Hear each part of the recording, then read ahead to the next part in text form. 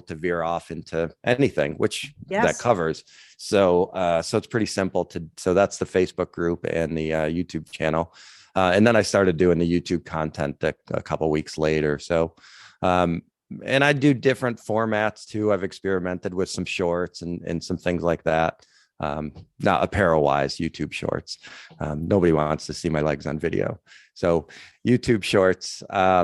And then, I've done some stuff that's like 2 or 3 minutes, just kind of a quick hit, which, kind of unproduced. Just here's my phone. Here's my, I've done them, when I'm out for a little walk and, when it's July and it's 10 o'clock and just got off the phone. So I'll, do a little walk and talk thing. So I've done some of those. And then kind of on the other end, I've done more of a, as I make an air quotes thing for the listeners, a studio show, which is kind of a little bit more produced, a little bit more kind of like a Bloomberg or CNBC type of thing.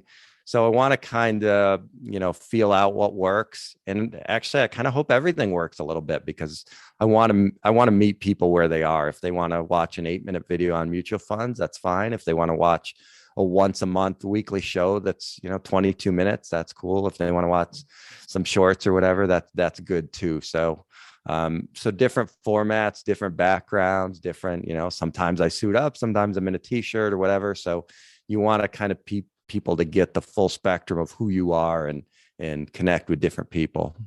Well, I say this all the time, despite all the social distancing and all the changes, we're still handshake businesses. Any service is a handshake business, and they need to connect with you, whether it's through video or through podcast or through in person at a networking event. So I want to go back to something you said, meet them where they are. And that's brilliant, because a lot of people, when they start out, and it's okay to start out this way and then, evolve, obviously, but a lot of people started thinking, I have to do it a certain way. I have to do a certain way. And they don't always know or feel comfortable showing their personality. This includes me. Until I started doing the podcast, I didn't really just talk the way I talk or speak the way I speak. Let me sound like I know grammar. And they didn't really know who I was. And then, when you work with me, I'm very professional. I know what I'm talking about, but I'm going to slip in Hobbit jokes and puns. And if that's not your style, I totally get it. Or if you think that's funny, I totally get it. I can still do work for you, but maybe you don't feel as comfortable with my personality as someone who's more, stoic and doesn't have the lowest form of humor, which is puns, but which I will argue with all day long. But the whole point is that you're meeting them where they are, you're showing them who you are, and that's going to lead them into your other videos in a lot of cases. And they're going to feel comfortable with you because you're taking them on a walk to talk about it, just like you would talk like with your brother-in-law or your neighbor when you're walking. Oh, hey, have you thought about a mutual fund, or did you sign up for the 401k at your work this year? They're getting expert advice on the walk. And they can listen in the car, they can listen while they're at work, they can listen here and there. And then they're like, I want to know more about this. And you're giving them that content too. So that's a very important point, is that no matter where they come in, the others will lead them into having a relationship with you through video, having a relationship with who you are and what you do and in your style. And that's so important. People don't even realize they're reacting to that sometimes. Oh, I trust him. I trust him because he's like me, or I trust him because he reminds me of so-and-so, or I trust him because he's really professional, but he can also be casual. So I'm not afraid to ask the dumb questions, coming full circle. So this is an incredibly important thing you've done, that you've thought about meeting them where they are. Right. So your Facebook group, sorry, I just hit the microphone. The Facebook group, how did you start building that? How did you get people into that? Yeah. So I debated a little bit how to set that up. Originally, some of the things I debated was it going to be client only? And that still might be on the path later on, to do a specific client only group, so I can get some communications out that might be a little more pointed.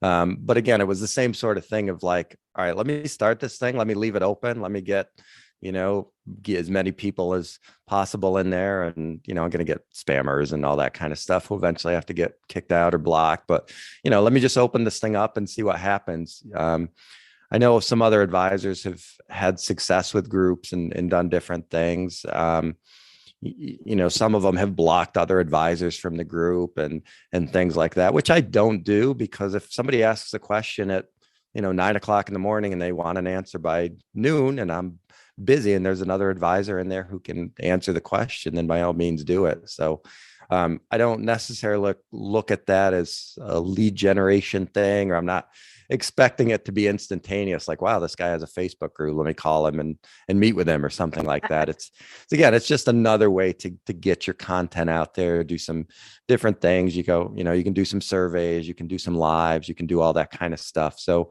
you figure somebody has at least made some sort of effort to join the group. It's different than just liking a page. You click a button, you click a thumbs up, whatever. But to join the group, you got to ask a couple questions to make sure you're not a robot.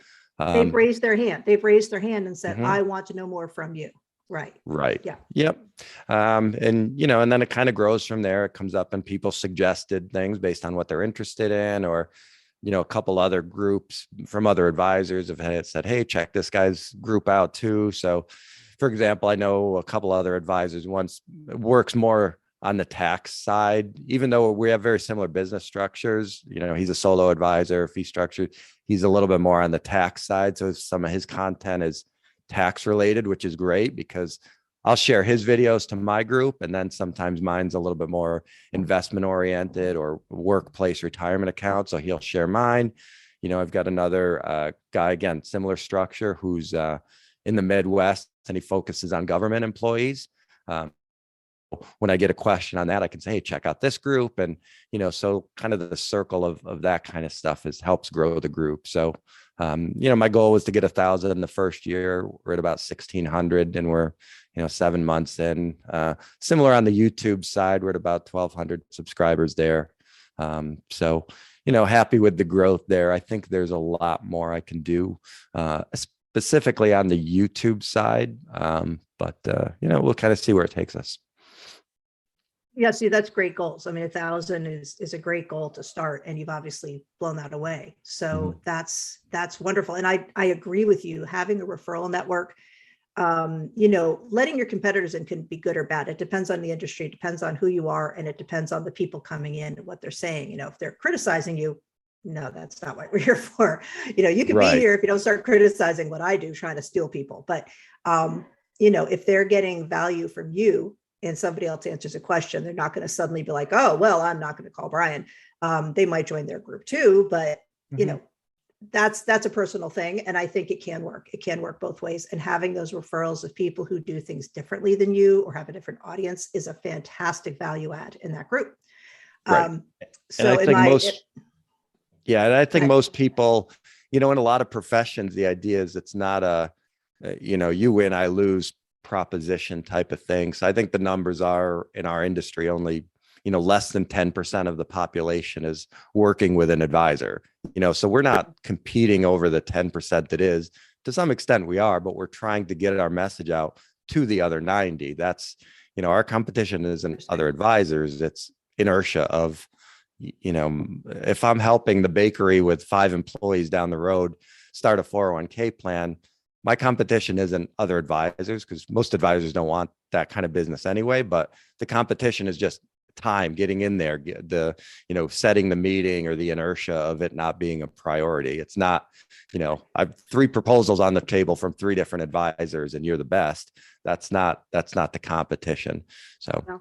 No, it's I have 6 wedding cakes to make this week for all the COVID postponed weddings that are all happening this week. And I don't have time to talk to you as much as I want to. That's the competition for small business people. And, we're small business owners ourselves. And I have fielded calls for bosses for years before I had my own business from things like this. And it's a very tough thing to find the time, even if it's important to you. So that leads me to what you do, what you offer your clients. Now, I know that you said that you are focused on individual and families and then small business owners. What is the biggest challenge you're finding right now that small business owners need to, get on the bus and get done, despite the 16 wedding cakes that have to be done and all their staff out sick? What is the thing that has to be done for 2022 or should have already been done for 2022 that you've been focusing on educating people about? Yeah. So I'll start on the small business side. There's has to get done. And then there's no, you really have to get this done. So we're in Connecticut, and, has to get done is, when I started in this business, it was really kind of rare for small businesses to offer retirement plans. That was something, only the big boys did. That was, a benefit we couldn't compete with, or it was too complicated. It was too time consuming, too expensive.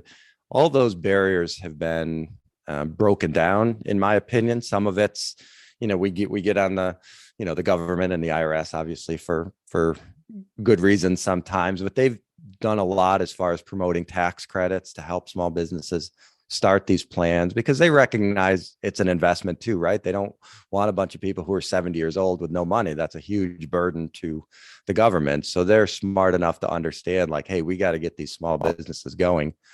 And then from a technology standpoint, like everything else, it just slowly becomes more efficient and the technology gets better. So, it's certainly not uncommon to, like I said before, the 5-person bakery or something to roll out a 401k plan to their employees. So, especially now, I hear a lot of businesses say it's hard to find employees. It's hard to keep good employees. And then I say, well, what benefits we're in a do you offer? season for that. Right. Yeah. And it's like, really competitive. Yep. yeah. And then you ask them what benefits they offer. Oh, well, we don't have time for that. Well, it's like, okay, well, they're going to go somewhere that does, so, from my perspective, I look at it, I say, okay, you're a small business. The government's giving you tax credits. I'm pretty much going to do all the work. I'm just going to need you to sign a couple of things, right? I'm helping you out here. And then I'm going to work with your employees. You don't even have to, even schedule a meeting, because I'll meet with them online. Like, this is really a solution you can offer that's, but again, they're looking, some people look at it as, a sales, or like kind of an adversarial type, like, he's trying to sell us something. It's like, no, I'm really just trying to help you get some employees, that 5-person bakery isn't, that's not going to be my retirement. That's not making me rich. I'm trying to help you guys out and get you going. So there's that, which I believe they have to do. And then there's the really have to do, which is a lot of states are now mandating these programs. So Connecticut is one of those. They're in a pilot program now. It's called My CT Savings. So if you were actually to go to YouTube and put in My CT Savings, you'll see a couple of videos from the state. And then the next two are like from me. So they do these monthly calls, third Friday of the month. And I've been on these calls for years, just kind of following. And now they finally got the program up and running. It was originally approved in 2016. So they're in a pilot program now where they're taking in some employers.